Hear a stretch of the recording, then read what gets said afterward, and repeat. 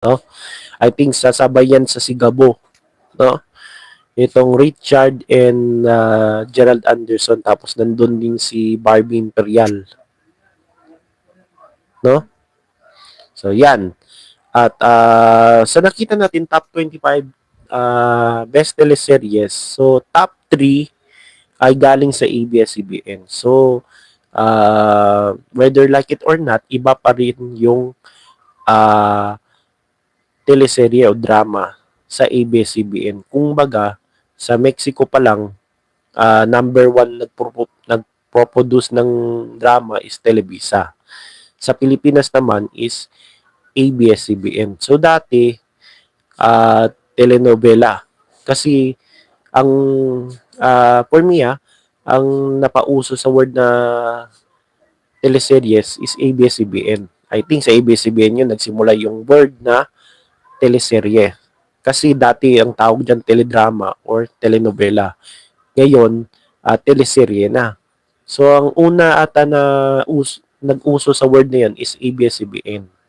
No? Kasi iba talaga, whether like it or not, kung hindi nyo gusto yung ABS o gusto nyo, iba pa rin yung drama sa ABS-CBN. No? Iba pa rin yung teleseries. Mapa hanggang ngayon, iba pa rin. No? Ang galing ng mga actors and actresses ng Kapamilya. No? Simula pa lang yan, kasi yung golden era ng ABS-CBN dramas, no? Teleseries, telenovelas, starting pa yan kila Claudine, kila Juday, and Kristen Hermosa. Yung mga late 90s and 2000s, no? Si Juday, ano ba yung mga teleseries niya? Starting with Mara Clara, Mula sa Puso, Basta Kasama Kita. Ano pa yun? Yung Iingatan Ka, yun, yung kantang yun. Kasama din siya doon. Bida siya doon. Tapos Kristala. So, yan yung naalala ko na drama ni Juday. Tapos si Claudine naman, Mula sa Puso, Saan Ka Man Naroroon, tapos Marina. No? Itong si Claudine. Kasi after Marina, nag-asawa na sila ni Raymond at that time, no? Ay, Raymond Santiago, no? Kaya na menos yung ano niya, no? Tapos may movies pa. Grabe yung patok no ni Claudine Barreto kasi maganda naman si Claudine, no? Uh, tapos si Christine Hermosa, of course, yung Pangako sa iyo.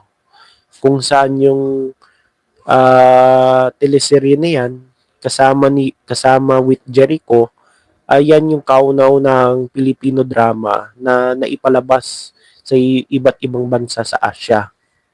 Itong Pangako sa iyo, no? So yan.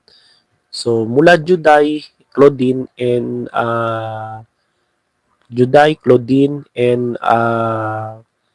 pa isa si Kristen Hermosa, dyan yung golden era. Masasabi mong golden era ng ABS-CBN teleseries, no? 90s and 2000s. Tapos nag-continue yan with hanggang 2010s at until now.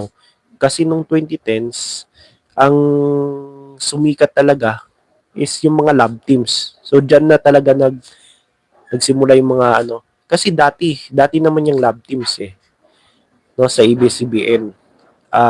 Kaso nung 2010s, of course, uso pa rin yung love teams.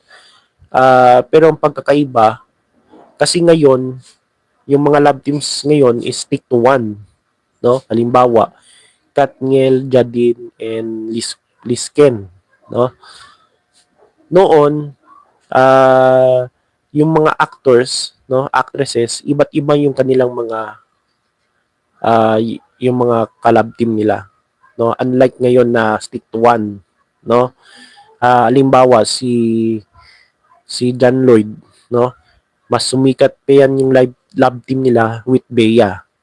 Pero si John Lloyd ay iba't iba din yung kanyang leading lady. Halimbawa, pinapares siya with Sarah, kung saan sumikat yung kanilang yung kanilang movie noon. Blockbuster hit din yun no? Tapos nakasama din niya si Angel Locsin. si Angelica Panganiban, no?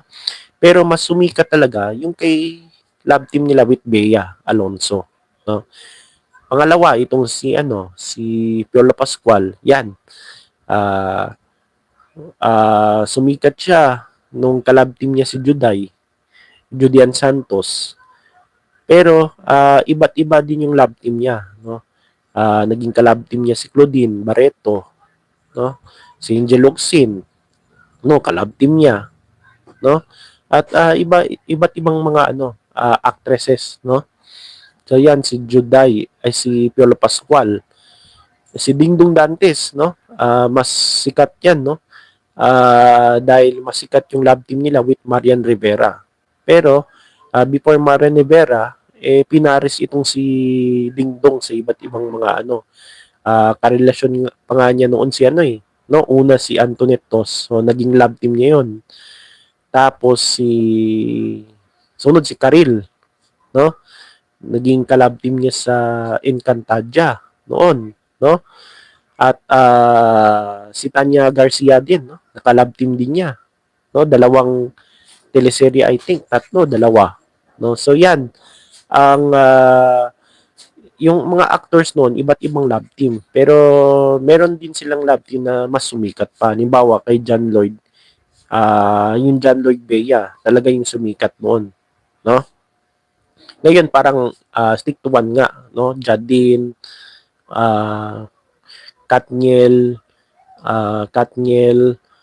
Lisken, yan yung 2010s, no? Na yung 2010s ang tuloy pa rin yung kasikatan ng mga drama sa ABS, pero ang nag-trend talaga yung mga love team, no? Mga love team.